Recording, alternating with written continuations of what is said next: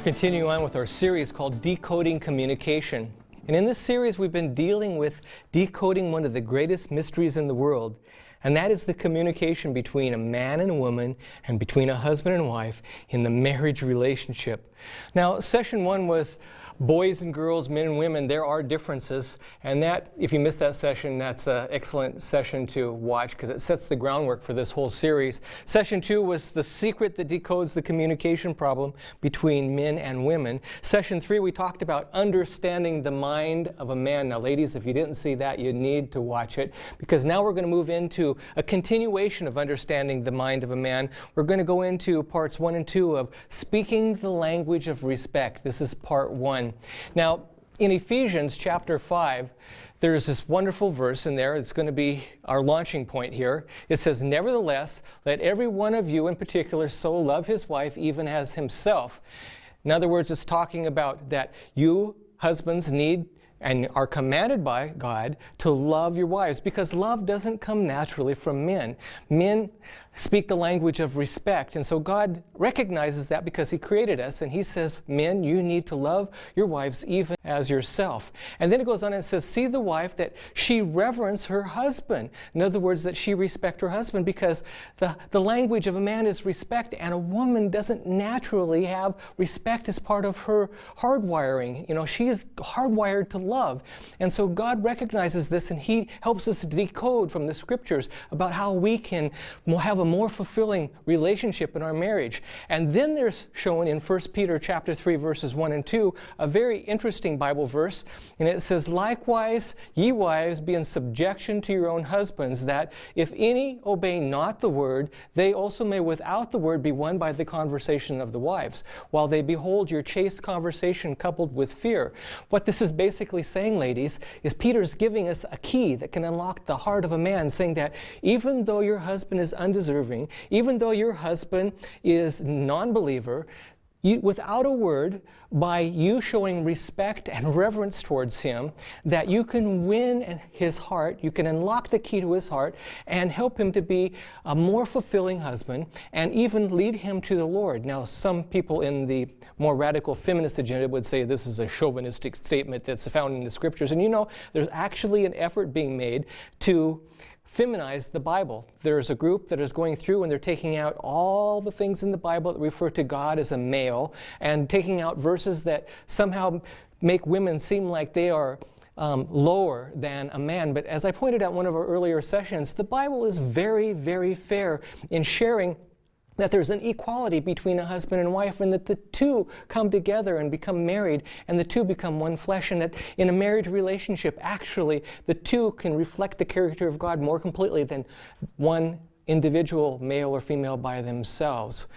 You know, here's a powerful truth, ladies, on how you can win a man. And I just want to share with you that in doing the research for these presentations, I got permissions from Jeff and Shante Fieldahan, who have written 2 books. One of the books is called For Men Only, and the other book is called For Women Only. And what I liked about these 2 books is the method that they went about writing these books. What they did was basically they hired a national survey company. This is a huge, well-known survey company that's hired by big companies to do surveys in marketing strategies. They hired this company, and basically Shante did it first when she wrote the book For Women Only, and she asked a group of 300 men through this survey, over 300 men of different ages and different social status, various questions about what men think, and you know, basically different questions on how they interface with their wife, the way they feel about situations, and started putting the stats together.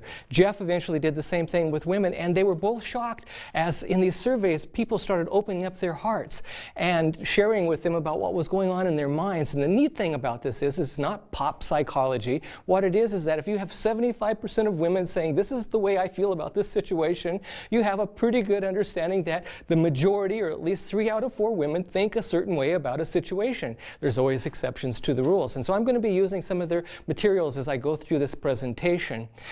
You know, the results about how men feel about their wife respecting them. You know, this is a big issue. I was sharing that with a man.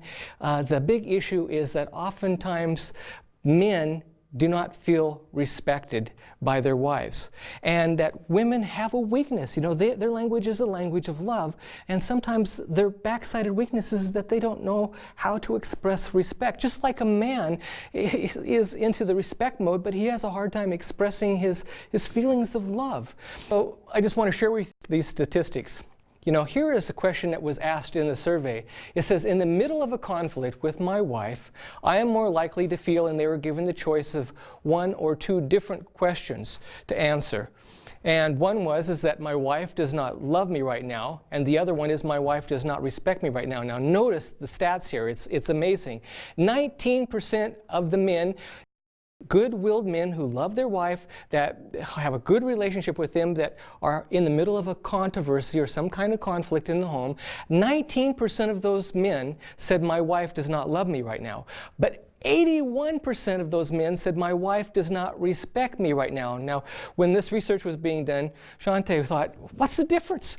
I mean, love and respect, aren't they the same thing? And then she started to realize, in the mind of a man, they aren't the same thing. You see, a man, you know, is thinking that my wife can love me, but I'm not really sure if she likes me or that she respects me. And when you have 81% of the men saying that they feel like in the middle of a controversy they're not respected, that says something, ladies, about how a man thinks. Now, whether it's right or whether it's wrong, or whether he's right or whether he's wrong, doesn't matter. This is the reality of what men are thinking in their minds. And that is a helpful bit of information for you ladies. Here's the other question that was asked, and this one just completely shocked me and shocked those who were involved with the survey. Asking men, now over 300 men, this one question: if forced to choose between feeling alone and unloved or inadequate and disrespected, which would you choose? Now think about it. You have this choice. Do you have the choice of being unloved and being alone, or inadequate and disrespected? Listen, 74% of the men said they would rather be alone and unloved, and 26% of the men said they would rather be looked upon inadequate and disrespected. Does this say something to you? This tells us that 3 out of 4 men would rather be alone and unloved than to feel inadequate and disrespected. So it's screaming to you ladies. You know, men want to be recognized as being adequate. Men want to be recognized as being respected. That is a huge issue for them. Now, I just want to challenge you gals to something, and as I shared this with several different ladies, they kind of raised their eyebrows a little bit, but here, I want you to think about this. Do the respect test. Put what I'm saying to the test, okay? Do this respect test. Try showing respect to your husband by simply telling him. Now sit down and pray about it, and think of at least 3 things that you respect about your husband. You know, think about how I really respect my husband because he's a good provider for the family. I really respect my husband because he's patient when sometimes I'm having an emotional crisis. I really respect my husband because, you know, he's a good father of the kids. Whatever it may be, think about it. And then sometime catch your husband off guard and just simply go to him and say, you know, honey, I just want to let you know something. I really respect you because... And just watch his reaction. And you know, I had one lady tell me, oh, this is manipulation. You know, you want me to go around and try to manipulate my husband so his performance will change? No, no, no, no. This is not about manipulation. You know what this is about? This is about doing God's will. God is telling you in Ephesians chapter 5 and in 1 Peter to respect your husband. So one of the ways that you can respect your husband is just to tell him you respect him. And just watch his eyes light up. And at first, you know, he might just be shocked. You know, like, well, what do you want? Or do you want a new wash machine? Or you're looking for a new car or what? You know, he might try to blow it off by being sarcastic a little bit, and I'll talk about that in just a second. But it's a matter of doing God's will. For instance, if a man read in the Bible about how he should love his wife even as himself, and he recognizes he hasn't been showing the affection that he should be showing, is he manipulating you by doing God's will and stepping forward and just trying to show you more love because God's told him that's what he should do? No, you would open your arms and rejoice the fact that your husband is starting to show more affection and love in a relationship with you. So this is not about manipulation. This is about doing God's will. Now, I just want to warn you gals, men have a tendency to be a little sarcastic. You know, men will blow things off by joking. You know, I've been to men retreats, I've been camping with guys, and guys joke with each other in a way that they shouldn't really joke with ladies. One of my best friends is an ER physician here in the community, and I just had a birthday, for instance, and he called me on the phone. He said, "Hey, Jeff, you're sure getting to be an old geezer. Have to get you a wheelchair pretty soon." And you know, between two guys, that was his way of saying, you know, you're my buddy, you're my friend. And I came back at him and said, yeah, why don't we get some together, you know? We could go wheelchair racing together and stuff. And we were just teasing each other. You know, guys have a tendency to show their affection to each other by using sarcasm. And of course, then they try to do that with their wife, or if they're in courtship with their girlfriend, and it doesn't go off, guys, just learn a lesson here. It doesn't go off very well with the women. Don't do it. I need to be very, very careful. And in the next session, I'm going to be talking about this joking and jesting that goes on between male and females. But just, ladies, don't get discouraged if you try to share something that's respectful with your husband and he tries to blow you off with sarcasm. It's a guy thing. He's really testing you to see whether or not you are sincere. And he's also wondering what your motives are for it. You know, because if you haven't been showing much respect and then you just come up with this statement about how you respect him about something, he's going to question it. He's going to wonder, you know, what is this about? You know, respect is our mother tongue. There's a true story about a man who worked at a train station, and what his job was is he was a porter.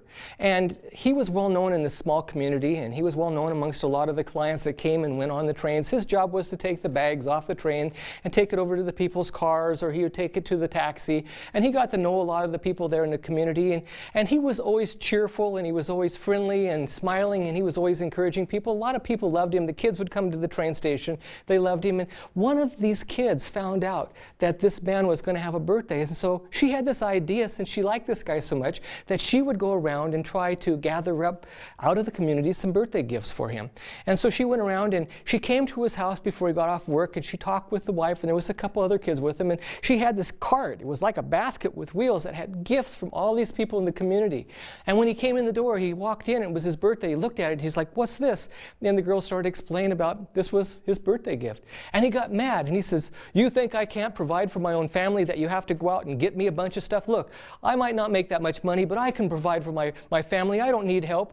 And she said, "Well, this is not from me. This is from people in the community, that they all chipped in together and gave all these gifts to you." And he goes, "What? You went to the community and you started telling people that it was my birthday and they gave all this stuff? It's like a care package? Look, I don't need any kind of charity. I can work. I can take care of my family. I don't need this stuff." And the girl stopped him and said, "I want to read to you a card that one of the ladies wrote." And he was like, "Take this stuff back. I don't want to hear it." She said, "Please let me read this card." And the card said, and it mentioned his name and said, "I just wanted to share this gift with you because you've always brightened up my day. Every time I've gone to the train station, you're so friendly and so kind. I just want to let you know that I wanted to show a token of love for you, for the kindness and the cheerfulness that you've always shown me."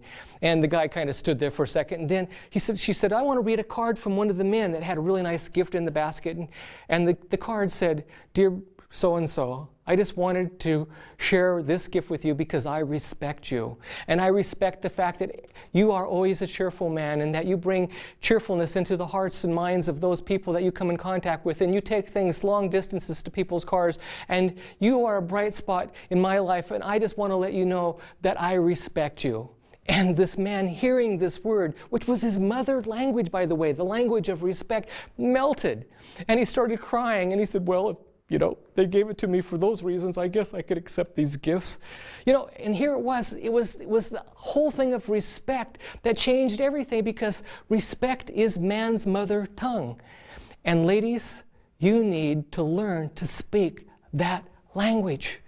And this is something in society that is so lacking in understanding how a wife can touch the heart of her husband. There's a zillion books out there on marriage, and a lot of guys avoid them like the plague because a lot of these books are written from a feminist viewpoint. And they're always like dealing with the fact that the men are inadequate, and that it's all the man's fault in the relationship, and that if a man just learned to love better, the relationship would be healed. And men, a lot of ladies wonder why men run away from reading these books, and why men run away from going to counseling when they're having marriage problems, because they feel like they're going to get beat up. Why is there so many books dealing with this particular subject that are based from a women's standpoint? I'll tell you why. It's simple. It's called sales. These books sell. And who buys them? Women generally buy them. And it's not until more recently I've seen books that are actually on the market that are fair and balanced. Fox News would just love it because it's fair and balanced reporting. It gives both sides of the story. Now, I want to share with you, ladies, how can a wife show respect to her husband? This is crucial. And we're going to go through this in this session and the next session. But first of all, appreciate your husband's desire to work and achieve. Note, I said desire, not performance. Men are extremely insecure about their performance, and we'll bring this out in some of the stats later. But you want to show the language of respect to your husband? Appreciate his desire to work and to achieve. Appreciate his desire to protect and provide. You know, a good-willed man, and that's what I'm talking about here. I'm not talking about evil, sinister men. I'm talking about good-willed men who love their wives and love their kids. They have a desire to protect and provide for you. They'll even die for you. Also, appreciate his desire to be strong and to lead and to make decisions. You know, a lot of men are beaten down in the home. They feel like the kids push them down. They feel like the wife pushes them down, and they are demasculinized. And down inside, they know that God has made them to be the leader of the family, to be strong and to make decisions. And ladies, if you want your husband to respond, show appreciation for his desire to be strong and to lead, to make decisions. Also, appreciate his desire to analyze and counsel. You know, men are fixers. Even if they're not good at it, they want to try. They want to analyze. They want to counsel. And, you know, sometimes they give too much counsel to their wives, more than a wife would want. But just at least appreciate the fact that that is part of a man, that he wants to analyze. He wants to counsel. He wants to try to fix things. And appreciate his desire for shoulder-to-shoulder friendship. Now, I'm going to bring this out later in one of our sessions about shoulder-to-shoulder relationships. Women really prefer face-to-face relationships. You know, like when you're recording, sitting at a small table together, eye-to-eye contact. You know, women thrive on that, you know, the romantic type thing. But, you know, men want more than anything the desire for shoulder-to-shoulder relationships with their spouse. You know, going out and doing things side by side. And we'll talk about that later. But appreciate the fact that really your husband wants you to be there in a shoulder-to-shoulder friendship with you. And appreciate his desire for sexual intimacy. I wish we could get into this more.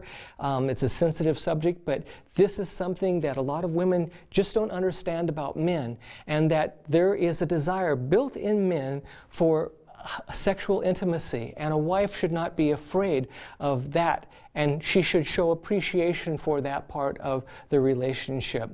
Now, let's talk about respect and abilities, you know, appreciating desire to work and achieve.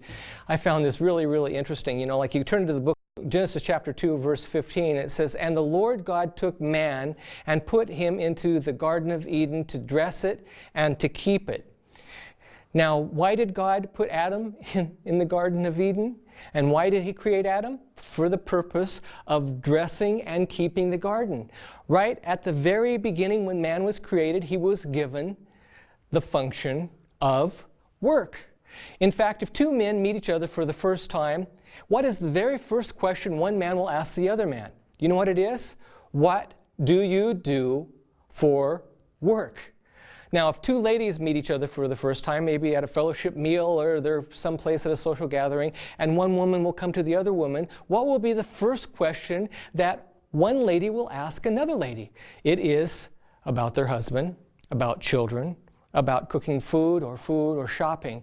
You see, it's quite evident that females have a tendency to be family-oriented, while the male has more of a tendency to be work-oriented. Now, we know there's a lot of women in the workplace and their job is a really big part of them, but generally speaking, women tend towards family, men tend towards work. That is the way God made them.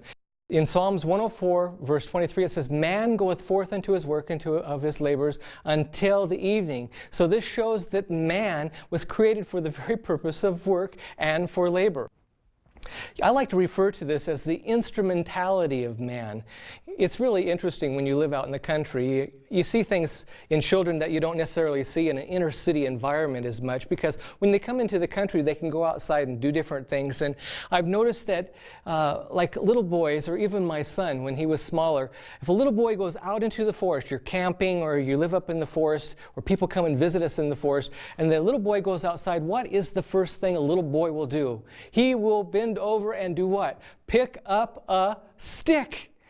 And then he'll either pretend it's a gun or a sword or a saw or a hammer or be hitting trees with it. It's the first thing that a little boy gravitates to, because God has created something inside of men and boys to use tools, to have instruments in their hands, to work, to go do things. And, you know, like I have 3 daughters, and I watched what they would do when they go outside. They'd make mud pies, you know. They'd find little dishes and cups, and they'd mix water and mud together. They'd even put grasshoppers and ants in there, and they'd be cooking and doing their girl things. And the boys would be building forts, or they'd be out playing like war games and chasing each other and hiding in the woods and stuff. You know, they did some research that was really interesting. They took a 6-year-old girl and put her in a room that was completely empty, and all there was a mirror. And behind the mirror was a video camera. And they wanted to see what this little 6-year-old girl would do. The first thing this little 6-year-old girl did is she walked up to the mirror, looked at herself, and started to talk to herself. Well, in the same room, they took a little 6-year-old boy, and they put him into the room, turned the video camera on. He walked into the room and he started talking to himself, looking all over. He went at the mirror, just glanced at himself and walked around the room. He was distracted by any noises outside, and he just started making sounds and doing things.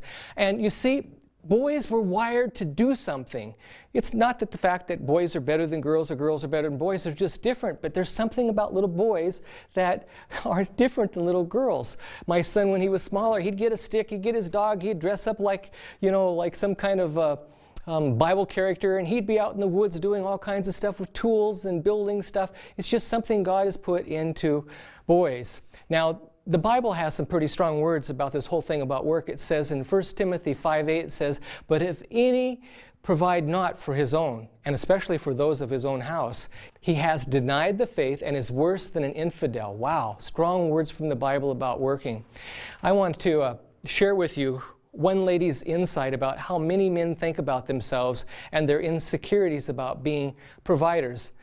Ask the question, regardless of how successful you are in your current job, how do you feel about yourself? Now, ladies, this is going to share a lot with you about what's going on inside of a man. 33% of men say, "I always feel secure about my abilities." Now, this is a man who's successful in his job. 33% of the men say, "I feel secure about my abilities." But 67% of the men say, "I secretly feel insecure and I'm concerned about what others think about me or their opinions of me." 67% of the men who have successful jobs down inside secretly feel insecure about their performance and are concerned about what others think about this. This tells us that as strong and macho as a man may seem to be on the outside, many are insecure about their performance and what people think about them. In fact, when asked this question, if your wife made enough money to support the family, would you still feel a compulsion to work, or in other words, to provide? 78% of the men said, yes, I would still feel I should go out and provide, where only 22% said, no, I would not feel like I should have to provide. Maybe those 22% would be content just going golfing and knowing that the wife was the breadwinner. But this says that the majority of men feel something inside of them that they still needed to go out and work and do something. His desire to provide and his insecurity carries over into the home life. In a review of one of the other sessions, I pointed out that a man can be asked if his wife loves him, and he'll say, sure. You know, the good relationship with his wife, he'll say, sure, my wife loves me. Ask the same man if his wife likes him, and he'll say, well, you know, I'm not too sure. The survey verifies this among men when asked this one question. In your home life, do you have thoughts like, I am not appreciated around here? And then they were allowed to choose between 3 different answers. And this was men in the prime time of their work life between the age 36 and 55. In your home life, do you have thoughts like, I'm not appreciated around here? Now, this, ladies, are going to tell you something about what men perceive, whether it be right or wrong. From your perspective, this is what most men perceive. 52% of the men said yes, frequently or sometimes they feel like they're not appreciated in their home.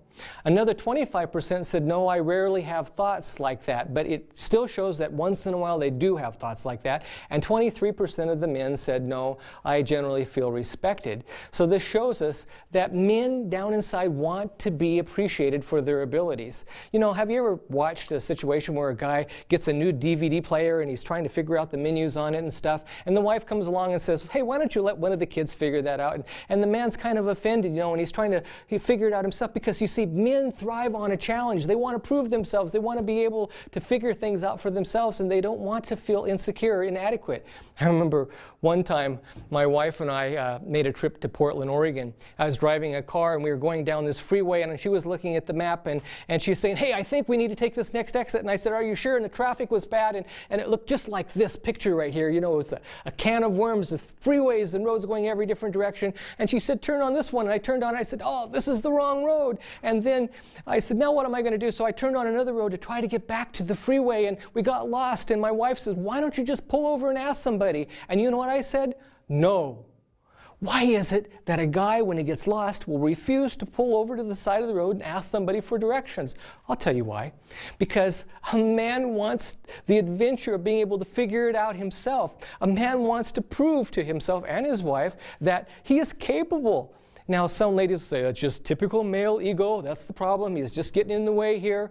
You know, but really what's going on inside of a man is much deeper than just proving, you know, to his wife that he can find the freeway. A man deep down inside is thinking this: if she does not trust me in something as small as finding my way along a road, why would she trust me in something as important as being a good provider or a good father? If she doesn't respect me in a small thing, she probably doesn't really respect me at all. You know, see, a wife needs to be a support to her husband. Being a support means helping relieve the pressure of her husband rather than adding to the pressure of her husband. Men try to show their love to their wives and their families by providing, and sometimes these become misplaced priorities.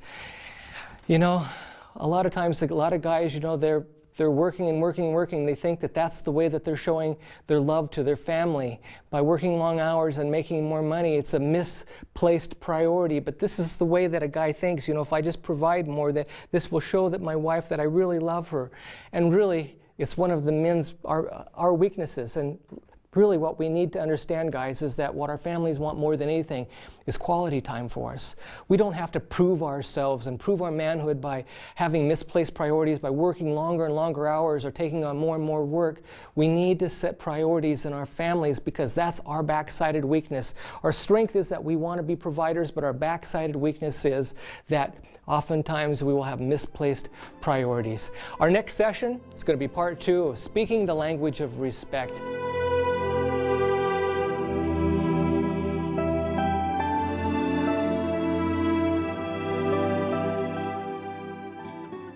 Did you know you can access Layman Ministries' website at www.lmn.org?